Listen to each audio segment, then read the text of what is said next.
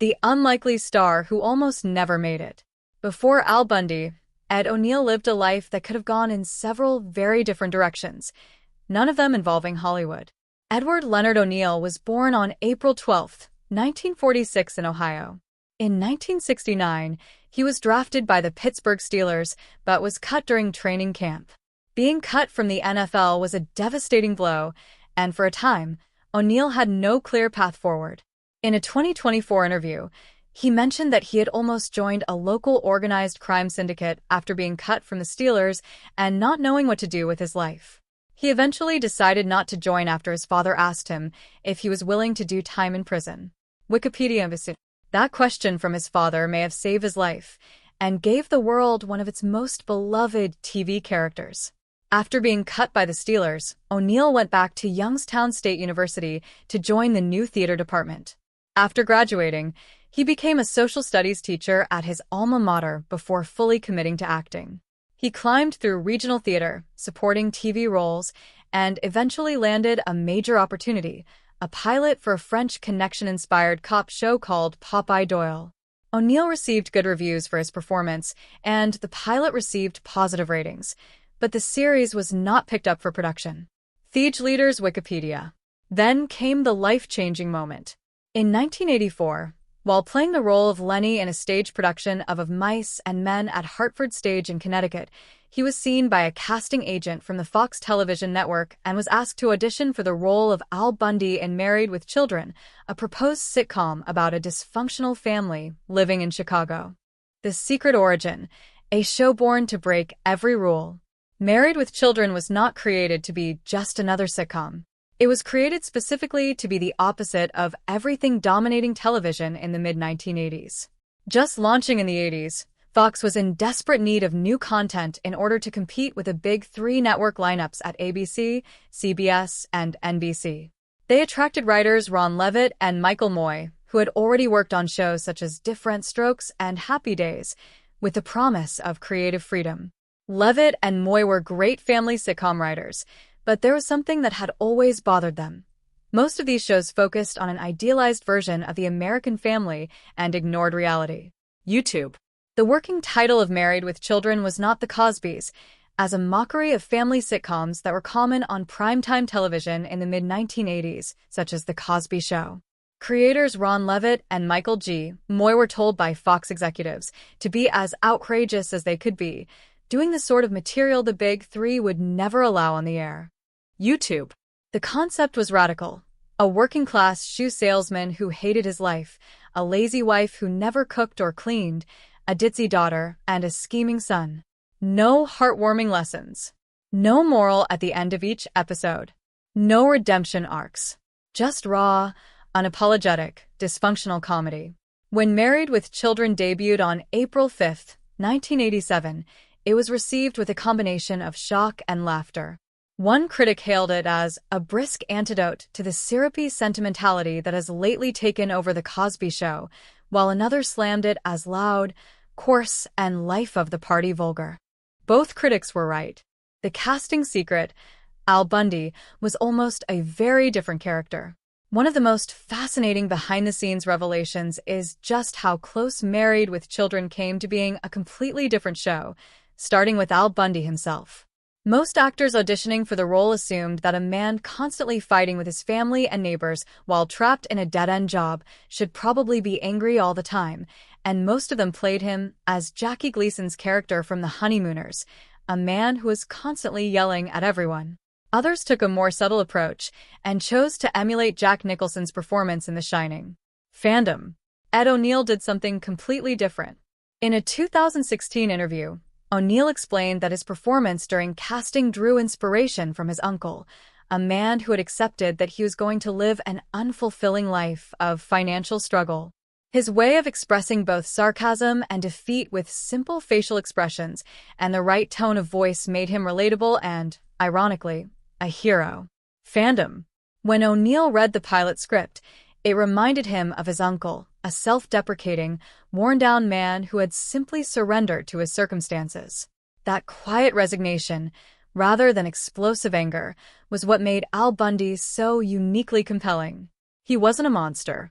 He was a sad, funny, deeply recognizable portrait of a man beaten down by life, and audiences loved him for it.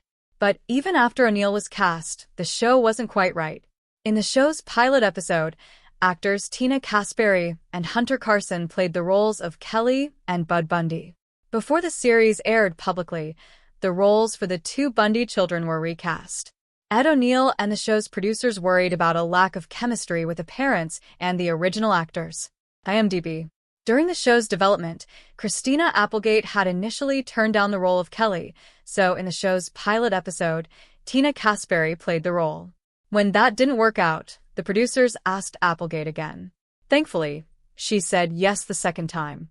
The Bundy family as the world came to love them, O'Neill, Katie Sagal, Applegate, and David Faustino, only came together at the very last moment. The improvisation secret: many of AL's best lines were never in the script.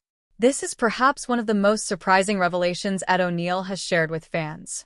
What looked like a carefully scripted sitcom had enormous amounts of genuine improvisation woven throughout. O'Neill disclosed that improvisation produced many of Al Bundy's most memorable quotes and responses, which made the character seem genuine and approachable in spite of his theatrical demeanor. Fans were taken aback by this revelation, which demonstrated that the humor in Married with Children was influenced by the players' intuition and comprehension of their roles in addition to being scripted. Wikipedia. This is a key insight into why Al Bundy felt so real. He wasn't delivering lines from a page. He was channeling genuine frustration, genuine exhaustion, and genuine dark humor. The show's writing gave the cast a framework, but what happened within that framework was often spontaneous, reactive, and deeply human. O'Neill also revealed how the show's irreverent humor frequently concealed social criticism and everyday hardships. He clarified that although Al Bundy came across as uncivilized and sour, the character's circumstances mirrored the real frustrations of working-class households. The show became more than just a sitcom by fusing sarcasm with real relatability. Wikipedia. Al Bundy's hand-down-the-pants couch posture, his thousand-yard stare, his deeply sardonic observations about married life, these weren't just jokes. They were the lived-in expressions of a man trapped in a life he never wanted. And audiences recognized that truth immediately. The boycott that accidentally made the show famous. In 1989, a Michigan housewife named Terry Rakolta sat down to watch television with her children and stumbled onto an episode of Married with Children and very nearly destroyed the show. Instead, she accidentally made it a cultural phenomenon. On January 15, 1989, Rakolta watched the episode, Her Cups Runneth Over, with her children and was shocked by its content. She began writing to the show's sponsors, threatening to launch a boycott if they didn't pull their advertising support. She also provided interviews on TV and contacted the New York Times, which wrote articles quoting her accusing the advertisers of feeding children inappropriate content. YouTube. Rakolta's campaign resulted in Gillette, Warner Lambert, and Coca-Cola ending their sponsorships. Ironically, Coca-Cola owned the studio that produced the show, Columbia Pictures Television. Fox panicked. Fox responded to the boycott by moving the show's time slot from 8:30 to 9 p.m. and toning down the level of raunch in the series. Fox also decided not to air a potentially offensive episode titled, I'll See You in Court, in which the Bundys attempt to improve their love life by having marital relations in a different setting. YouTube Mayo Performing Arts Center. That episode became known as the Lost Episode, and fans sought it out for years. It was finally aired in 2002 on FX and was packaged with the rest of the third season in the 2005 DVD release. Mayo Performing Arts Center. But the boycott completely backfired. Later that year, not only did Married with Children still have plenty of advertisers, but its ratings had increased by 117%. The predominant theory is that people reading or watching the reports about Rakolta's boycott probably felt more curious than appalled, tuned in, and enjoyed the show. YouTube. The show even got the last laugh by mocking the whole episode on air. Rakolta has been alluded to twice on the show. Once in the episode Rock and Roll Girl, in which a newscaster mentions the city Bloomfield Hills, and again in No Pot to Peas in which a television show is made about the Bundy family and then canceled because, as Marcy stated, some woman in Michigan didn't like it. the political firestorm, senators, activists, and the culture wars. The Recolta boycott was just the beginning of Married with Children's battles with the forces of American conservatism in the late 1980s and early 1990s. Socially conservative criticisms of the show were not limited to Recolta. The Media Research Center named Married with Children the worst show of the 1995-96 television season, calling it the crudest comedy on prime-time television for lewd punchlines. Republican U.S. Senator Jesse Helms called the show trash. Fellow Senator Joe Lieberman also strongly criticized the sitcom after having walked in on his stepson and young daughter watching an episode one evening in late 1993. YouTube. Recolta herself later founded an organization specifically to fight shows like it.